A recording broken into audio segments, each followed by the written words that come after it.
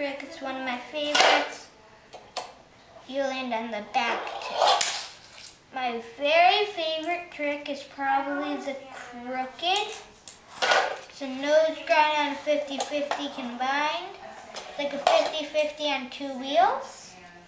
And an extra one, it's not really a grind, it's more of a slide. You go up and then you land like this.